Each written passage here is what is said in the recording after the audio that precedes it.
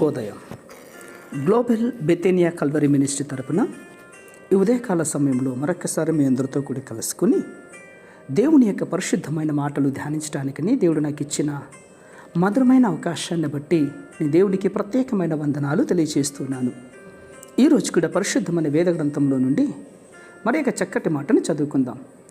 యోబు గ్రంథము 2వ అధ్యాయము 10వ వచనం నేను చదువుతున్నాను, దయచేసి గమనించమని ప్రభు పేరిట మనవి చేస్తూ ఉంటున్నాను.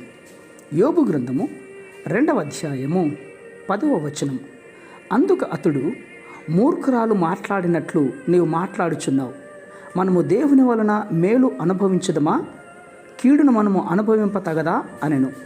ఈ సంగతులలో ఏ విషయమందును యోబు నోటి మాటలతోనైనను పాపము చేయలేదు. దేవునికి మహిమ కలుగునుగాక.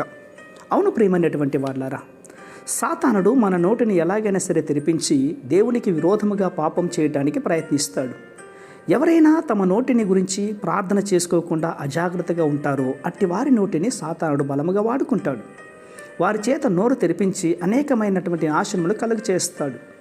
వారి నోటిని ఉపయోగించడానికి, వారి నోటిని తెరపించడానికి అనేక రకాలుగా ప్రయోగాలు చేస్తాడు. ప్రియులారా, పరిశుద్ధాత్మతో ఎంతటి బలము కలిగి వారైనా సరే వారి నోటి నుండి తెరిపించి వారికి అశాంతిని కలుగు చేయడానికి కుయుక్తి పడేవాడే సాతానుడు. సాతానుడు దేవునికి విరోధముగా యోబు నోటి ద్వారా పాపము చేయించడానికి అనేకమైనటువంటి నాశనము కలుగజేశాడు.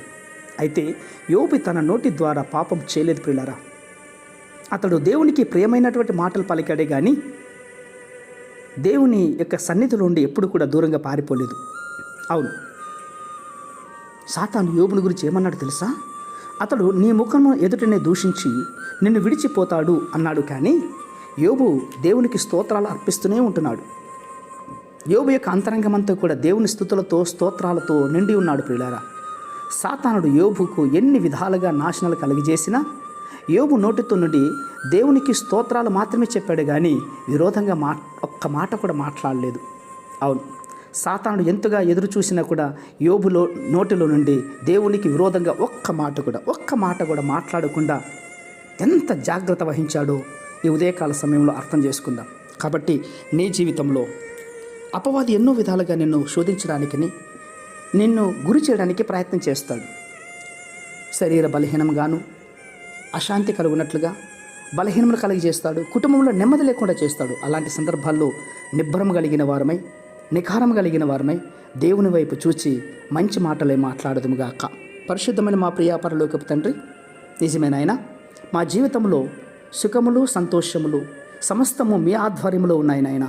మీ ద్వారా మేము మేలు మాత్రమే కాదు, కీడును అనుభవించడానికి సంసిద్ధులు కలిగినటువంటి వారుగా ఉండుటకును మాకు కలిగిన సమస్త విషయంలో మీరు మాత్రమే మహిమ పొందుకుంటారని విశ్వాసముగా నమ్ముచు చిన్న ప్రార్థనను మా రక్షకుడిని యేసయ్య నామమున అడిగి వేడుకుని పొందుచున్నాం మా తండ్రి.